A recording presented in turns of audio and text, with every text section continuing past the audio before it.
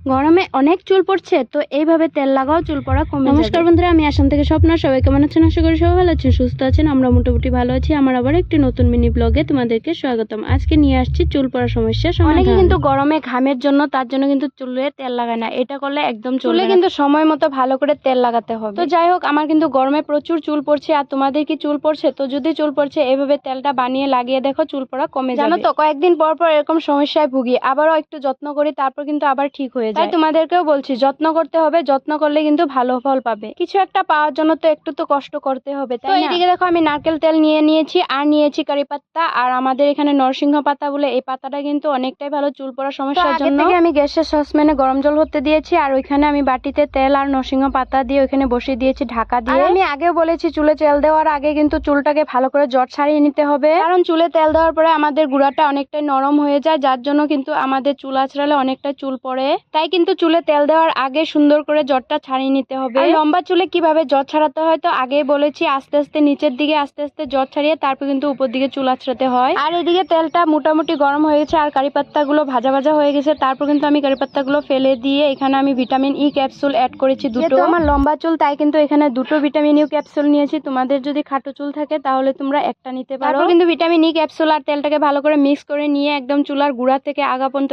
ভালো করে দিয়ে নিতে হবে। হয়ে গেলে হালকা হাতে মাসাজ করতে হবে তালুতে। এই তেলটা কিন্তু রাত্রেবেলা দিয়ে তারপরের দিন কিন্তু হেয়ারটা ওয়াশ করে নিতে হবে, নয়তো বা 2 ঘন্টা আগে তেল দিয়ে তারপর কিন্তু চুলটা ধুয়ে নিতে হবে। কিন্তু অনেকদিন ধরে যদি তেল দিয়ে রেখে দাও তাহলে কিন্তু চুলে অনেকটাই ময়লা জমে যায়, যার জন্য চুলের আরো অনেকটাই ক্ষতি হয়ে যায়, মানে চুল নষ্ট হয়ে যায়। এখন যেহেতু গরম দিন, তাই কিন্তু 3 দিন পরে পরে শ্যাম্পু করাটাই ভালো চুলের জন্য। আজকে মিনি ব্লগটা এই পর্যন্ত। সবাই ভালো থেকো, সুস্থ থেকো, টাটা।